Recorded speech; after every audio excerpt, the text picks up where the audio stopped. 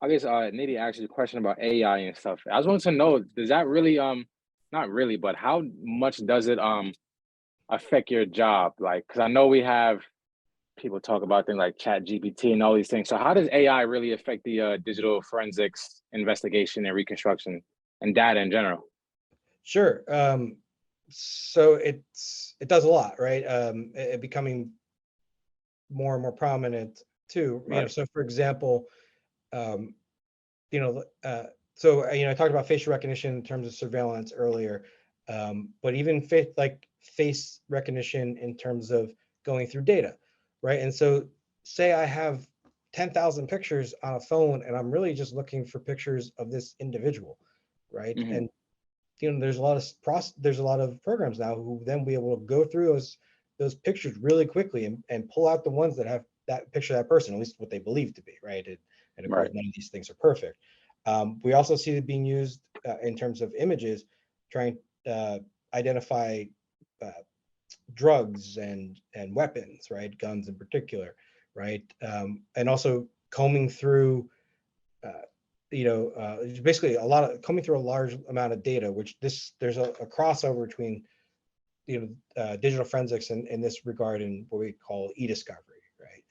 Electronic discovery, and being able to find things that are duplicates and or to make assumptions based upon the data that the program is reading, or even being able to parse out the data, right? So like a very common thing that happens is when you do say an extraction on a phone, when you put it into the software, it automatically starts categorizing the data, right? It'll say, okay, Right.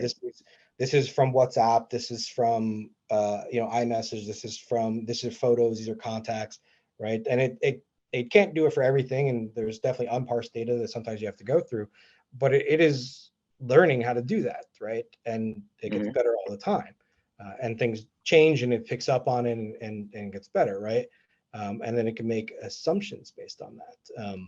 Not always, again, not always perfect or correct, but it does. And you also start seeing, if you take large enough data and from enough sources, you could start, cross-referencing it to figure out, let's say, who are friends, right? Who are close friends, and who are family members.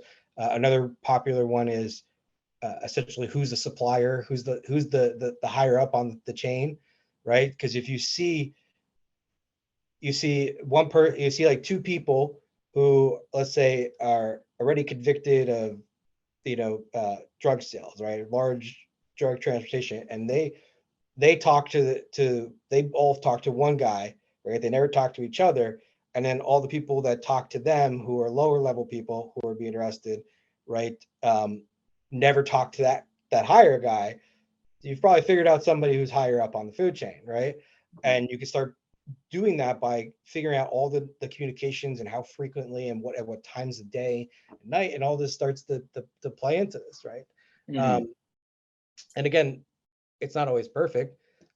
It may just be that those two guys are friends with him, and he, and the other people who just have no idea who that guy is. Like they just, maybe they went to school with him, whatever, right? Right. But these are things you start seeing being used for that purpose. Um, yeah.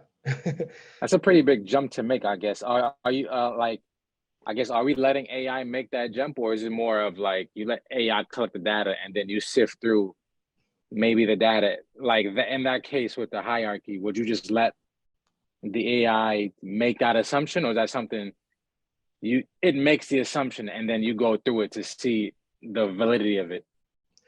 I think that depends on who you're asking. For me, I don't think assumptions like that should be trusted to AI. I don't think assumptions I should agree. occur, but particularly don't think it should be trusted to AI. But this trips more into the electronic surveillance aspect of it. um, Police are using predictive policing algorithms, right? And making, and they do rely on it, right? And what a surprise that the people who are being harassed by them and are being found to be higher risk levels or possibly more dangerous don't look like me, right? Right, and Right. right, it's like, if you're going to feed years of racist data into the system to train it, it's gonna give you racist results, right? Yeah, okay. It doesn't change Oh, anything. wow. And but then, also going back to this, again, another thing in my unit, right? Part of our job is to also challenge some of that, right? One, to challenge its use in general, right? That it's, how it's being used and if it's being used correctly, and then the assumptions being made, right? And so if you were even going to use something like that, where it's deciding, like, figure out like the hierarchy or whatever of a drug network, right? Um, at best, it should give you maybe more reason to look into it deeper, right? So this person maybe who wasn't on your radar, maybe now you want to figure out who he is, right? But to make moves off it, like arrests, or going to the person's home, or even trying to get a search warrant socially based, almost entirely based on that, is ridiculous. But these things are happening. We see people, we've already seen multiple cases, and those are just the public ones. There's definitely private ones that people just don't want their names out there. People being falsely arrested based on facial recognition, right? And it's literally just the algorithm saying that I think these people are similar enough. That's crazy. Yeah.